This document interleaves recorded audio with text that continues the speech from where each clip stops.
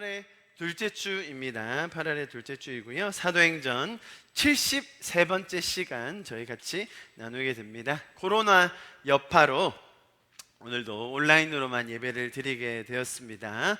그럼에도 불구하고 각자 계신 곳에 은혜가, 이 은혜의 메시지가 흘러갈 수 있기를 간절히 축복합니다. 자, 오늘 본문도 좀 다소 깁니다. 그래서 좀 다 읽기에는 분량이 너무 많고 시간이 오래 걸리고 또 기억에 나지 않을 수 있기 때문에 흐름을 제가 짚어드리면서 오늘 이야기를 순서대로 나누어 드리도록 하겠습니다. 자, 저희가 지난주에는 또 특별 설교를 했었기 때문에 아마 한 주가 건너뛰어서 내용이 좀 기억 안 나시는 부분이 있을 텐데요. 오늘 내용도 연결되는 부분이니까 제가 차근차근 설명드리도록 할게요. 자, 보십시오.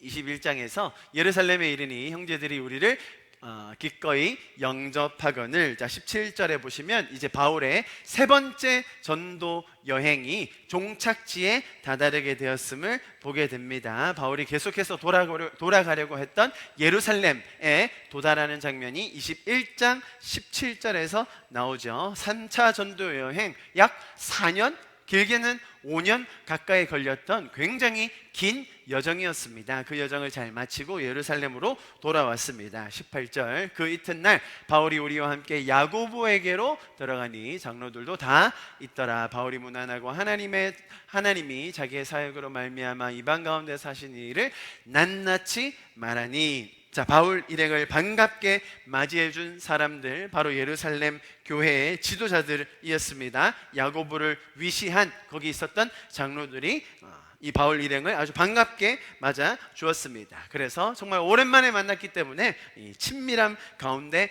나누는 교제를 성경이 설명해주고 있습니다. 바울이 지금까지 있었던 일에 대해서 아주 낱낱이 자세하게 하나도 빠뜨림 없이 그들과 친밀함 속에서 교제하는 장면, 여러분 기억하실 것입니다. 자, 계속 이어서 보겠습니다.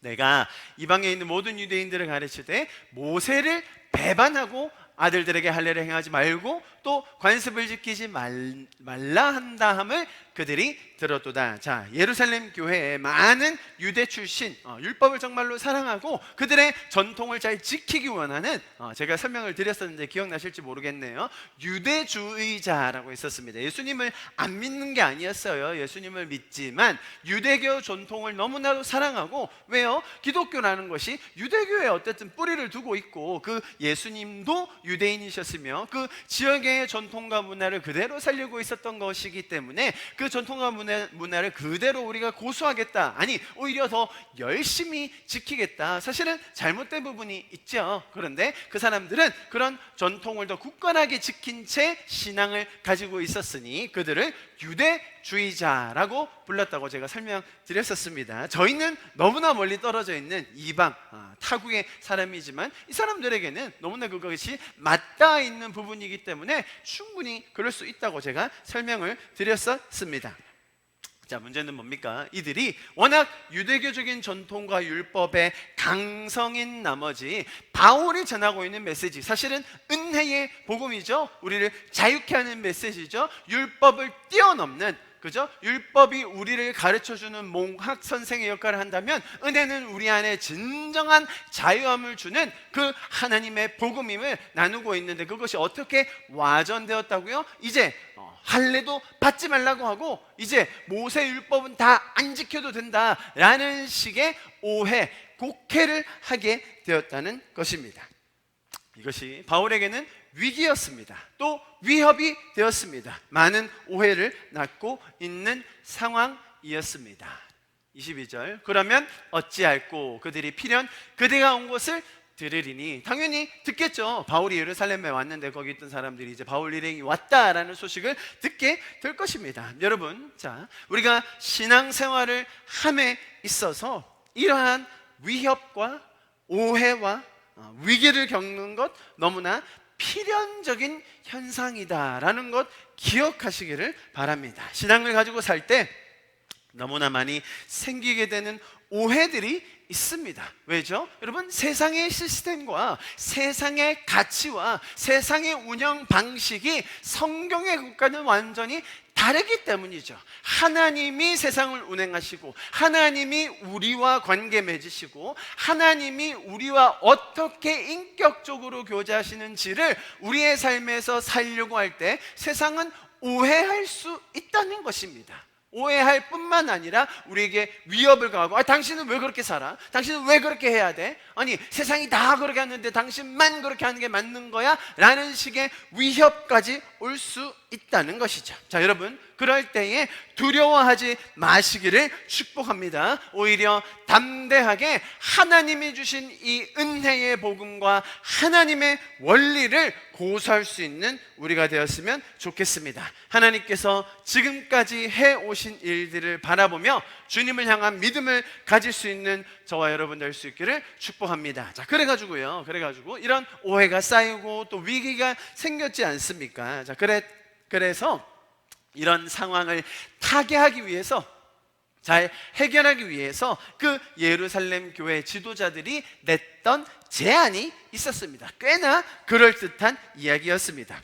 정결의식이라고 하죠. 정결의식을 하는데 당신도 하고 또 다른 서원한 다른 사람들이 정결의식을 하려고 할 때 그 비용까지도 자네가 좀 감당해주면 어떻겠나. 여러분, 절대로 작은 비용이 아니라고 말씀드렸습니다. 시간과 에너지와 비용이 꽤나 많이 드는 일이었어요. 바울이 그렇게 부유한 사람이 아니었음에도, 자, 이런 어려운 문제, 복잡한 문제를 이렇게 하면 해결할 수 있지 않을까라는 그 사람들의 지혜였던 것이죠. 꽤나 그럴듯한 제안이었지만 실효성이 전혀 없었습니다.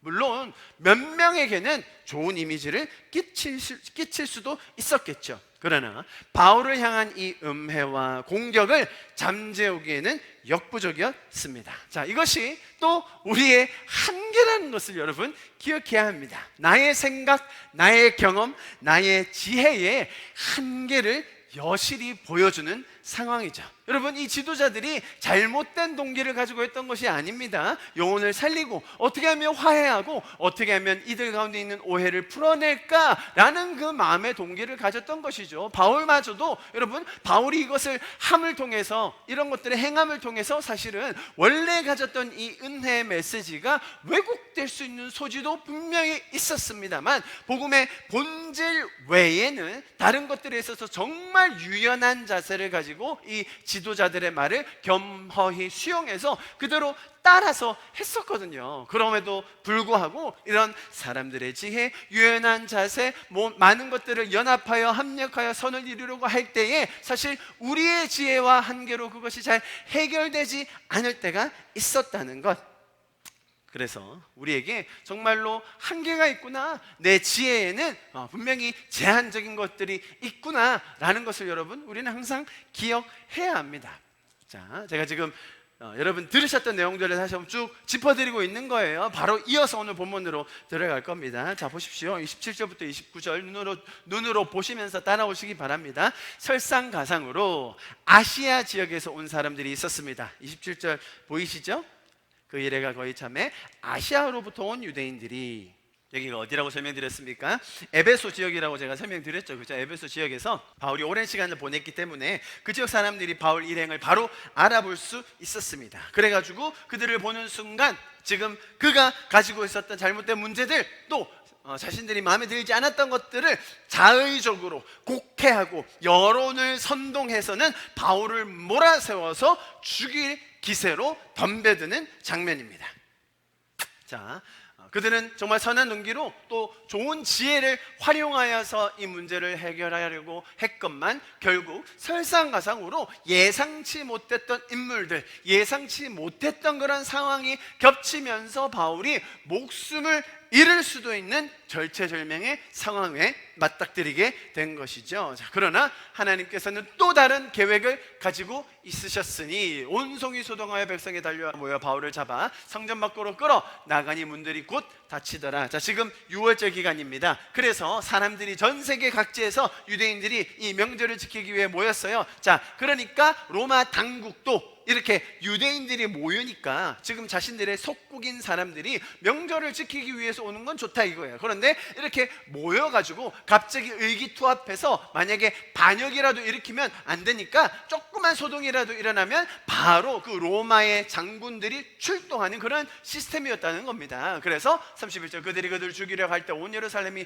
요란하다는 소문이 군대 천부장에게 들림에 이 천부장 1000명의 군대를 거느리고 있는 굉장히 영향력 있는 장교였습니다. 그래서 당시 상황을 추론해 볼 때 약 200여 명의 전차들과 마차와 보병들을 데리고 막 먼지를 일으키면서 바울을 죽이려고 하는 그 무리 속에 딱 나타나는 장면까지 저희가 지난주에 봤어요. 그래서 32절에 그가 급히 군인들과 백부장들을 거느리고 달려 내려가니 그들이 천부장과 군인들을 보고 바울 치기를 그치는지라. 정말로 전혀 예상하지 못했던, 기대하지 못했던 그런 무리들의 등장으로 말미암아 정말로 순간적인 찰나적인 이런 도움으로 바울의 이 목숨을 잃을 수도 있는 절체절명의 상황이 잘 무마되는 것 같이 보였습니다. 자, 여기까지가 2주 전에 나누었던 내용입니다. 자, 아시겠죠? 32절 이렇게 마무리가 잘 됐어요. 자, 그러면 오늘 장면까지 바로 이어서 조금 보겠습니다. 조금 보고 나서 전체적인 그림을 잡고 좀 자세히 설명을 드릴 거예요. 자, 보십시오. 33절 예, 천부장이 가까이 가서 바울을 잡아 두 쇠사슬로 결박하라 명하고 그가 누구이며 그가 무슨 일을 하였느냐 물으니, 자, 소란이 일어났던 소식을 듣고 천부장이 그죠? 약 200명의 군대를 데리고 왔지 않습니까? 일단 상황 파악을 해야 되지 않습니까? 그죠? 단순히 소란이 일어났다는 건 들었는데 무슨 상황인지, 누가 잘못했는지, 어떻게 해결해야 되는지를 천부장이 딱 보고 파악을 할 것 아니겠습니까? 그래서 싹 둘러보는데 가운데 한 사람, 주인공 같은 그가 악인인지 의인인지는 모르겠으나 사람들이 둘러싸고 있고 바울이 한가운데 있었다는 거예요. 일단 저를 잡아야겠는 거죠. 그래서 빨리 결박을 시켜라 라고 명령을 내립니다. 그게 33절이었어요 34절 보십시오. 무리 가운데서 어떤 이는 이런 말로 어떤 이는 저런 말로 소리치거늘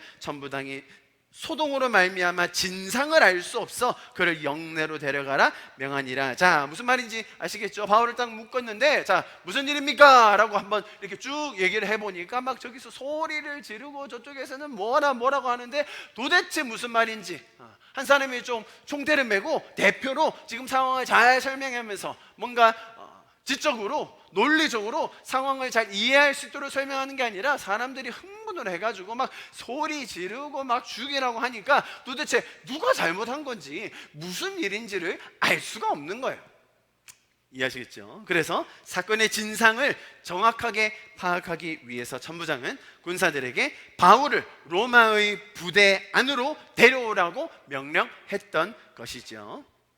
자, 그렇게 끌려가는 중에도 무리가 얼마나 흥분이 되었는지 로마 군대가 와서 바울을 데려가는 중에도 막 그를 해하려고 얼마나 달려들었는지 모릅니다. 그래서 영내로 데리고 들어갈 때에 계단을 올라가는데요, 군인들이 도저히 안 되겠으니까 바울을 들쳐 메고 올라가고 있는 중이었습니다.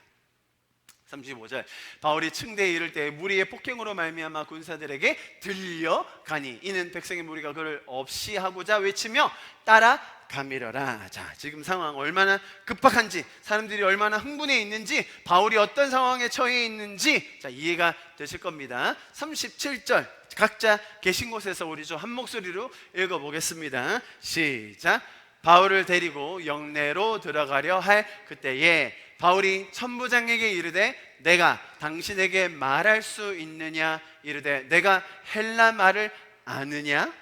자, 지금 바울이 천부장에게 말을 거는 장면인데요, 그냥 우리 지금 한글로 보면 뭐 단순히 제가 좀 한마디 해도 되겠습니까? 라는 정도의 표현으로 보일 수 있지만 원어에 보면 이런 해석에 가깝게 볼 수 있습니다. 제가 어떤 말을 좀 할 수 있는 기회를 허락해 주시겠습니까? 천부장님, 쓸 수 있는 가장 공손하고 가장 정중하고 가장 공식적인, 무슨 말입니까? 정말로 잘 배운 사람이, 아주 고도의 학문을 배운 사람, 교양 있는 사람이 그런 격에 맞는 그 천부장에게 말을 건네는 그런 문장이에요.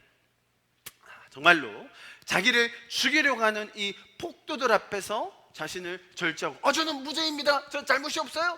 전부장님 좀 이거 좀 알려주세요. 막 흥분하는 것도 아니라 정말로 예의 바르게, 정말로 학식 있게, 교양 있게, 심지어 그 백부장이 알아듣는 그 헬라어로, 코인의 헬라어라고 하는데요, 그 말을 사용해서 바울이 말을 거는 거예요.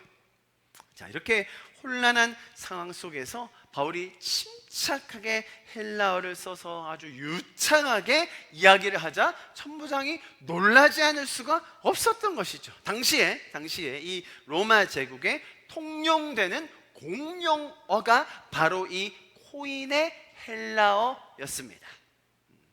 여러분, 그렇지만 이 헬라어가 통용되는 언어였지만 식민 지배를 받는 그 사람들이 그 통용되는 언어를 다 사용할 수 있었느냐? 그러지는 못했죠. 사실 뭐 이때 자기 민족의 언어를 쓰고 읽는 거를 할 수 있는 사람도 많지 않았죠.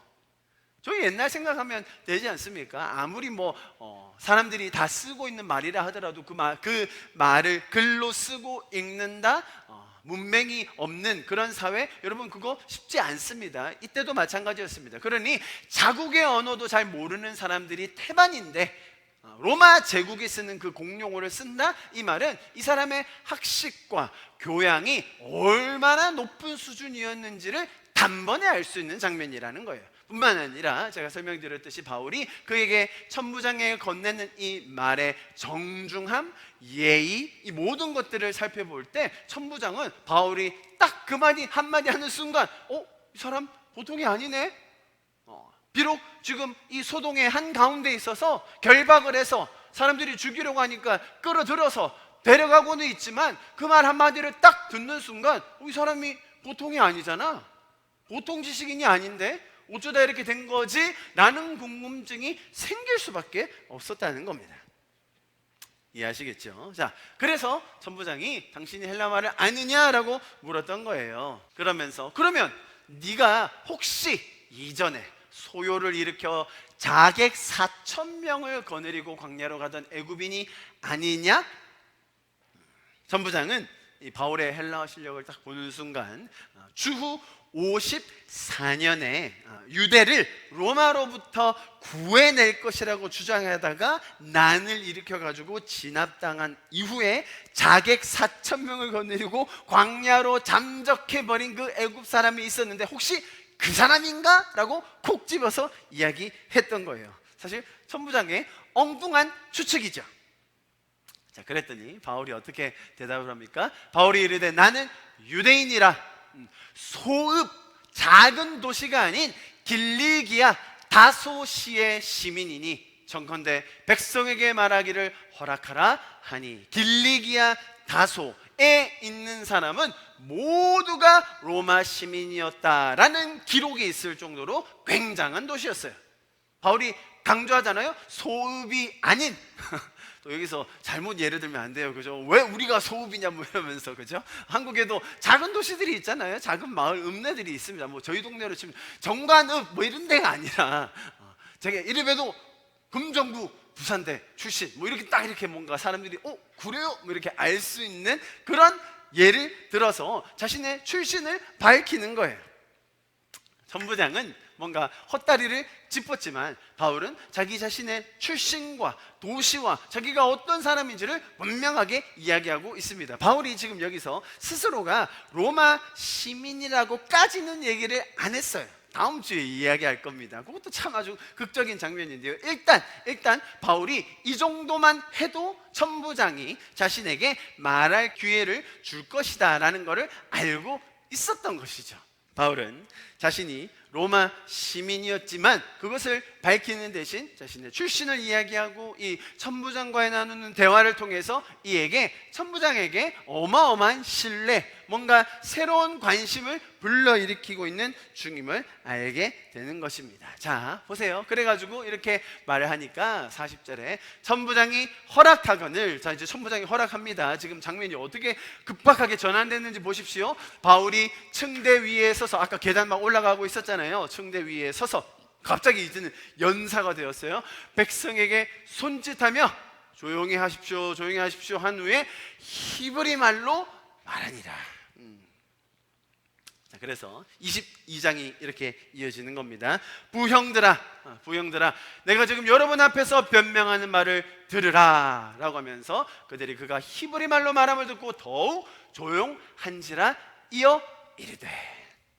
자, 지금 장면이 어떻게 이어지고 있는지 보이시죠? 바울이 정말로 자신이 가지고 있었던 그런 학식과 자신이 배워왔던 그런 많은 것들, 자신의 출생을 여러 방면에서 어필함을 통하여서, 자, 이제 바울이 정말로 중요하게 생각하는 것, 바울이 핵심적으로 여기고 있는 그 가치를 이런 절체절명의 순간에 어떻게 나누는지를 우리가 보게 될 것입니다.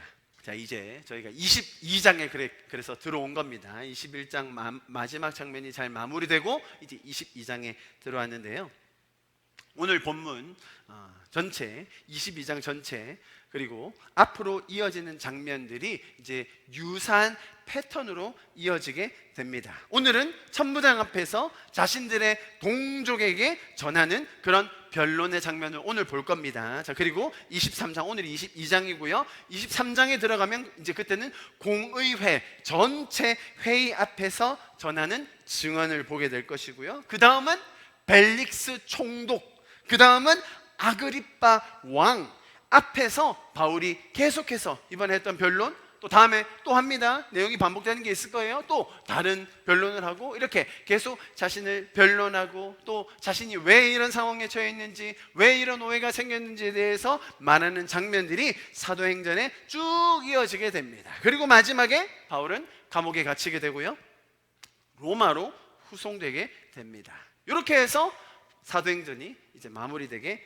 되는 것입니다. 자, 이렇게 큰 그림을 좀 제가 그려드렸습니다. 뭔가 급박한 장면이 있고요, 또 뿐만 아니라 그 장면에 있어서 이제 조금 반복적으로 나올 그런 스토리들이 있다는 것 제가 말씀을 드렸어요. 바울은 이런 여정을 거치면서 지금 이 자리에서도 정말로 쉽지 않은 순간을 맞이하게 되었습니다. 정말로 아무런 가감 없이 이 장면을 그대로 잘 볼 수 있다면 바울의 사역, 아니 바울의 인생 여정의 마지막이 다다랐다라는 것을 우리가 쉽게 알 수 있습니다. 바울은 이 마지막 순간까지 정말로 후회 없이 자신이 받은 그 사명에 하나도 아낌이 없이 본인의 사명을 감당하면서 달려가고 있는 중입니다. 여러분, 사도행전이 이제 점점 마무리되어 가고 있는 이 시점인데요, 동시에 또 바울의 삶의 여정도 이제 마지막을 향해 달려가고 있습니다. 자, 우리가 이렇게 사도행전의 말미, 바울의 삶의 마지막을 보면서 우리에게도 동일한 그런 깨달음이 주어지기를 바라는 마음입니다. 여러분, 우리의 삶에 하나님께서 주신 소중한 가치, 또 각자의 삶에 허락하신 사명을 잘 감당하는 삶, 정말로 후회 없이 오늘이 마지막이라도 주님과 동행하며 그 자리에 서 있는 삶, 우리 인생의 유한함과 연약함을 깨닫고 주님 주신 그 은혜를 기억하며 사는 삶, 우리 성도들에게 꼭 있어야 하는 자세라고 믿습니다. 할렐루야. 여러분, 사도행전의 말미에 보게 되는 이 사도 바울의 순교적인 삶이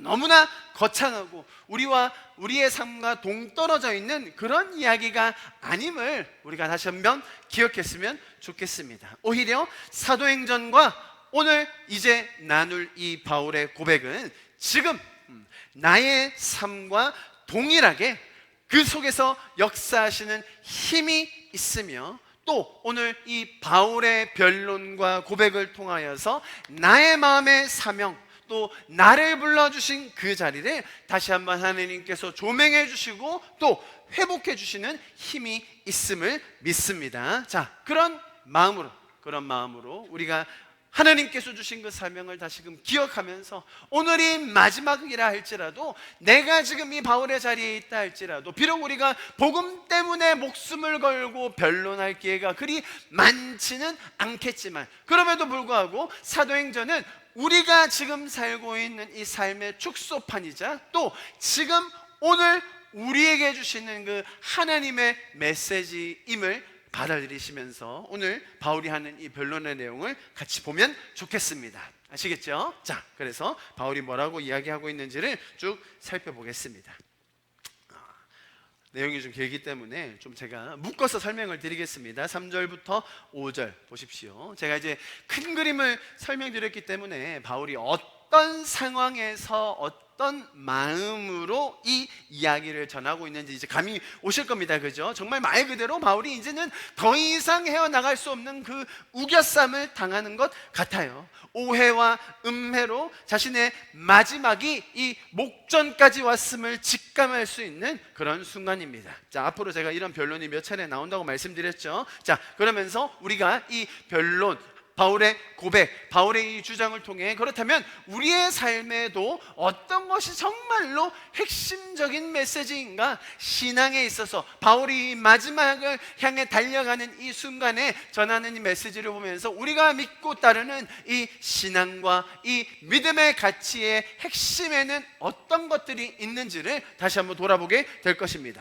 보십시오. 첫 번째로는 바울이 그렇게 고백합니다. 나는 유대인으로 길리기아 다소에서 낳고 이성에서 자라 가말리엘 문화에서 우리 조상들의 율법의 엄한 교훈을 받았고 오늘 너희 모든 사람처럼 하나님에 대하여 열심히 있는 자라. 먼저 그 사람들과의 동질성, 그 사람들과의 공통분모를 찾아서 설명을 합니다. 아니, 그들이 정말로 율법에 열심이다? 자신은 오히려 그것에 비하면 훨씬 더 열심, 정말 최선을 다해서 최고의 상황 속에서 그렇게 교육을 받았다라는 것을 어필하고 있죠. 그러면 뭐합니까? 4절, 내가 이 돌을 박해하여 사람을 죽이기까지 하고 남녀를 결박하여 옥에 넘겨놓으니 이에 대제사장과 모든 장로들이 내 증인이라. 또 내가 그들에게 다메섹 형제들에게 가는 공문을 받아가지고 거기에 있는 자들도 결박하여 예루살렘으로 끌어다가 형벌받게 하려고 가더니, 자, 자신의 출신이 아무리 뛰어나고 자신의 배경이 아무리 탁월한다 한들 그가 살았던 삶은 복음과는 가장 멀리 있던, 은혜와는 가장 동떨어져 있던 삶을 살았던 자였다는 것입니다. 그래서 첫 번째로 복음에 대하여 가장 멀리 있던 죄인 중에 괴수였던 자신의 모습을 다시 한번 돌아보게 되는 것입니다. 여러분, 우리 중에도 어떤 분들은 복음과 은혜에 대해 무감각했던 분들도 계실 겁니다.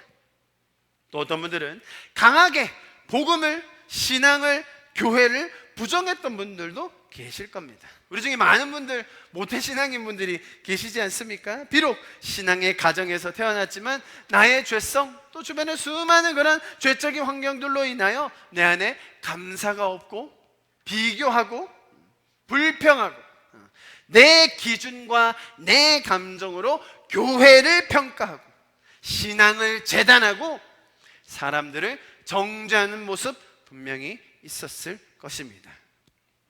이것이 복음에 가장 멀리 있던, 은혜를 모르던 죄인 중에 괴수인 저와 여러분의 모습이었다는 것입니다. 보십시오, 여러분.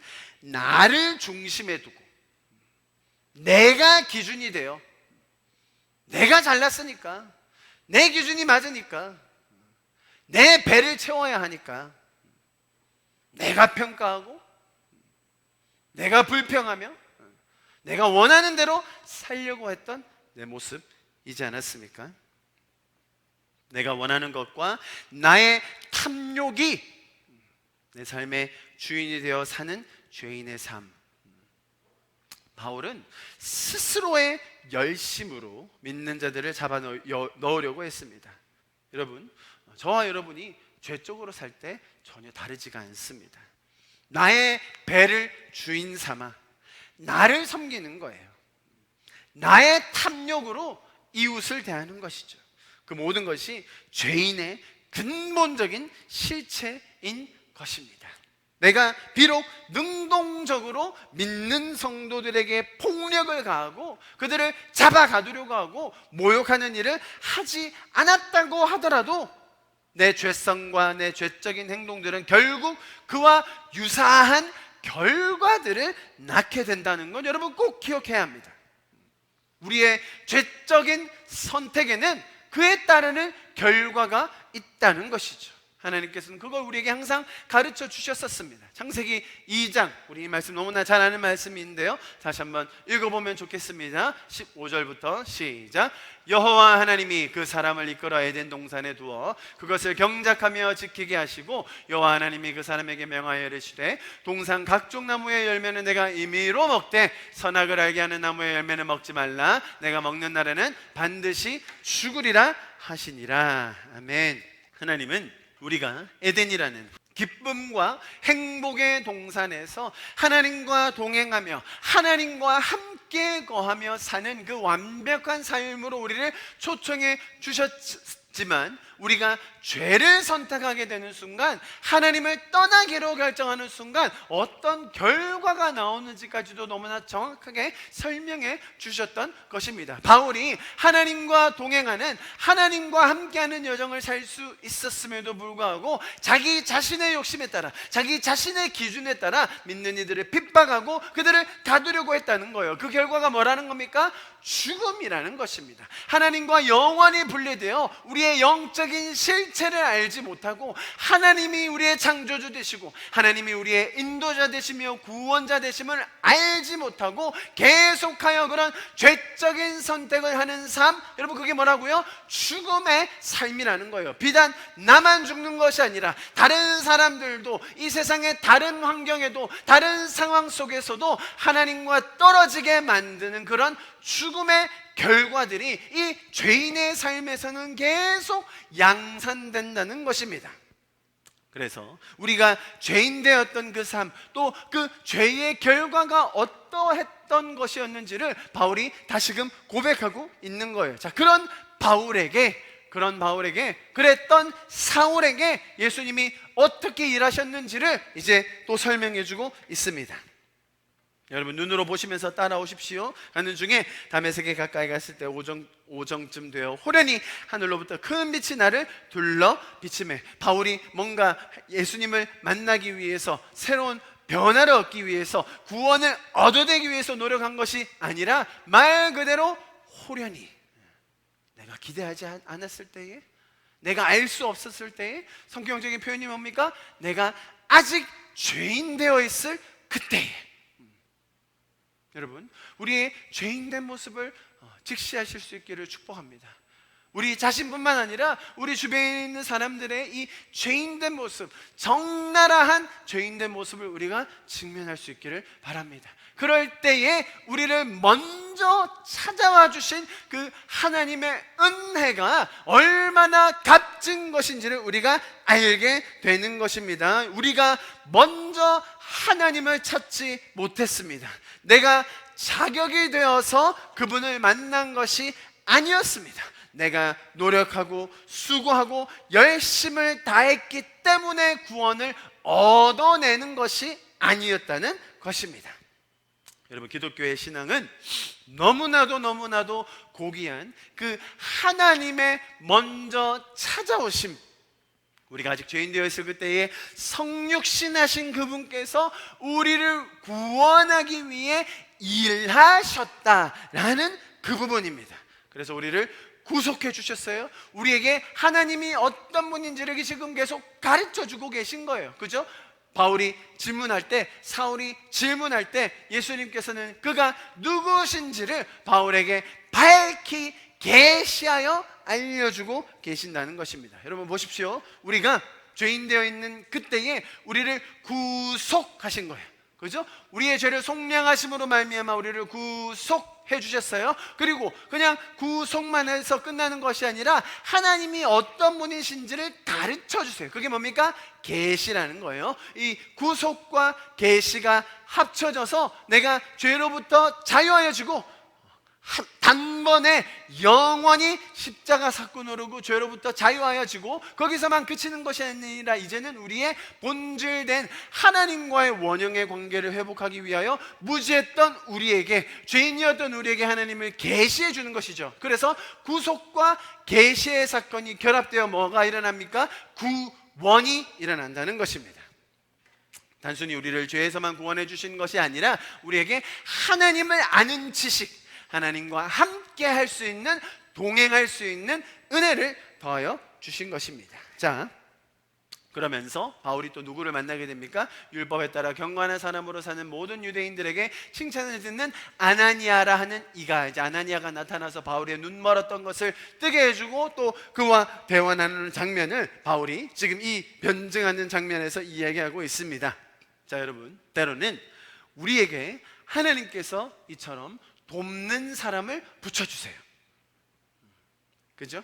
아나니아가 그냥 단순히 나타난 것이 아니라 하나님께서 바울에게 딱 맞는, 그때 당시 사울에게 꼭 필요한 이 한 사람을 붙여주심으로 말미암아 바울의 인생의 여정이 완전히 바뀔 수 있게 된 것이죠. 여러분, 뿐만 아니라 사울에게 아나니아가 있었던 것처럼 또 우리에게도 아나니아가 있고, 동시에 우리도 누군가의 아나니아 역할을 할 수 있다는 것입니다. 우리가 어려움에 처해 있을 그때에 정말로 하나님께서는 너무나도 적절한 관계들을 통하여서 주님의 일들을 이루어 주십니다. 여러분, 이것이 하나님께서 일하고 계시다라는 것의 증거라는 것입니다. 그죠? 하나님은 단순히 우리가 어떤 일을 할 때 조건적으로 만나주시고 복을 내려주시는 분이 아닌, 우리보다 앞서가셔서 일하시고 우리보다 먼저 계셔서 우리에게 그런 관계를 통하여, 만남을 통하여, 사람들을 통하여 이 관계 속에서 하나님과의 인격적인 스토리들이 쌓여갈 수 있도록 도와주시는 분이라는 것입니다.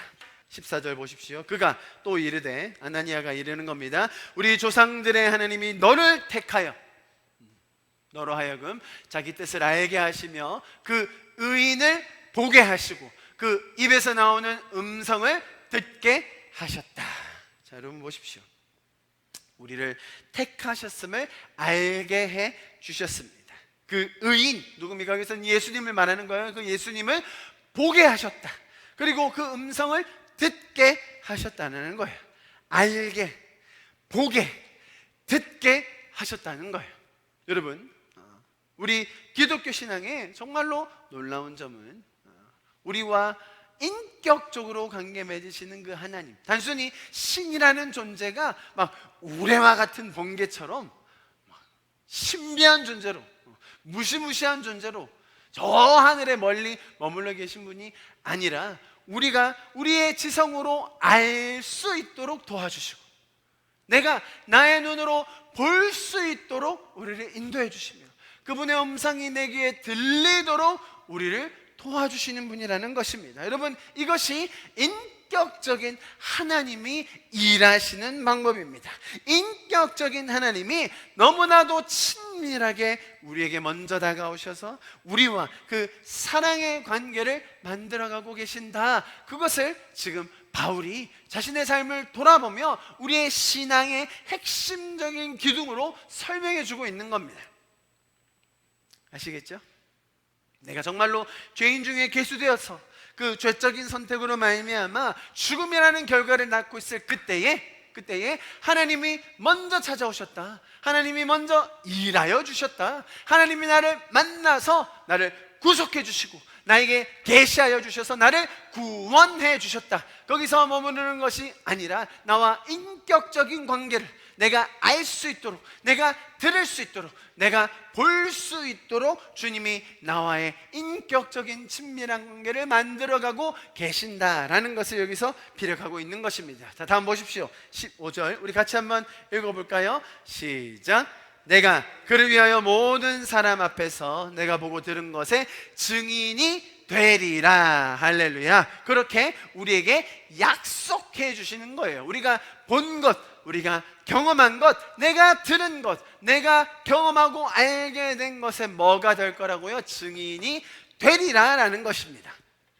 하나님이 우리에게 이렇게 인격적인 관계를 쌓아가시면서 명령을 잔뜩 주시고 어떤 조건을 잔뜩 걸어서 거기에 부합해야, 거기에 맞아야, 그렇게 합당한 삶을 살아내야 우리에게 복을 주시는 분이 아니라 우리로 먼저 은혜를 경험하게 하심으로 말미암아 내가 그분의 증인이 되어가는 삶을 나로 경험케 하신다는 것이죠. 이것이 하나님의 약속이라는 것입니다. 그래서 네가 증인이 될 것이다 라고 우리에게 약속해주고 계신 것이죠. 어디서 많이 들어본 이야기 아닙니까? 마태복음 4장 18절과 19절 이렇게 나와 있었습니다. 우리 한 목소리로 읽어볼까요? 시작.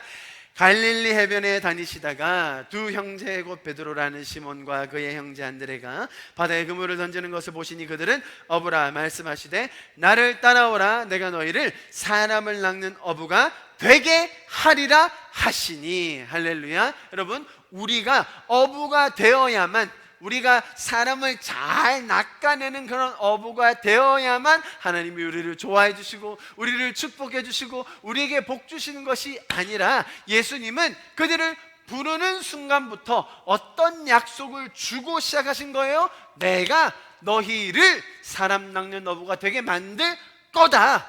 너희가 그렇게 될 거야. 내가 그렇게 만들어낼 거야 라는 약속과 함께 하나님은 이 사역을, 우리와 함께 동행하는 이 여정을 시작하신다는 것이죠. 바울에게도 마찬가지였고요, 제자들에게도 마찬가지였고요, 저와 여러분에게도 동일한 줄 믿습니다. 다음 동일한 장면 하나 더 보시죠. 우리 너무나 잘 아는 장면, 우리 다 암송하지 않습니까? 같이 한번 읽어봅니다. 시작.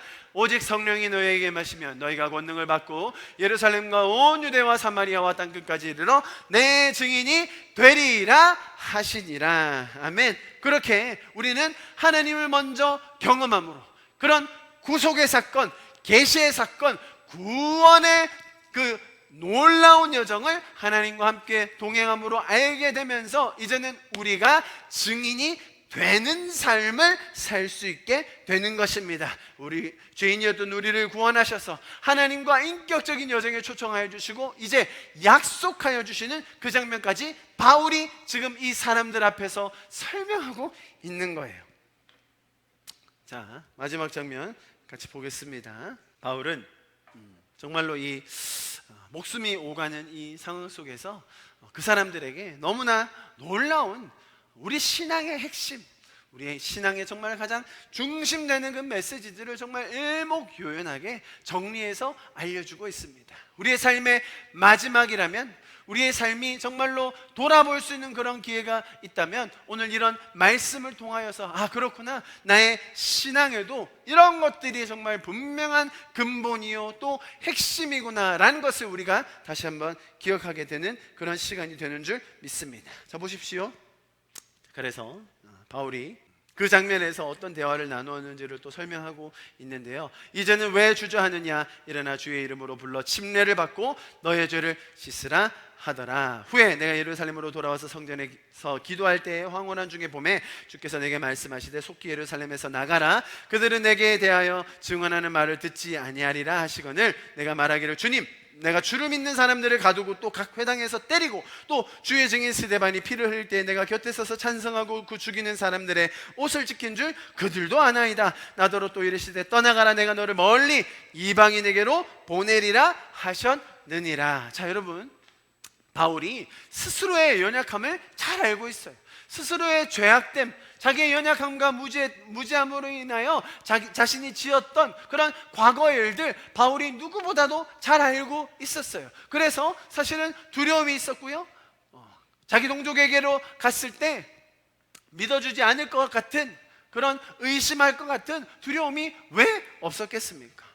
그런 단순한 두려움뿐만 아니라 자기 자신을 내치고 심지어 복수당할 것 같은 그런 마음도 분명히 있었을 거예요. 자, 여러분, 하나님은 그 모든 것을 아셔서 하나님은 우리의 연약함과 심지어 과거의 상처와 내 과거의 죄악까지도 너무나 잘 알고 계시는 하나님께서 이 모든 것들을 선용하셔서 우리에게 새로운 사명을 주시는 거예요. 이것이 바울의 고백이라는 것입니다. 주님은 우리의 연약함을 알고 계세요. 나의 강점도 알고 계세요.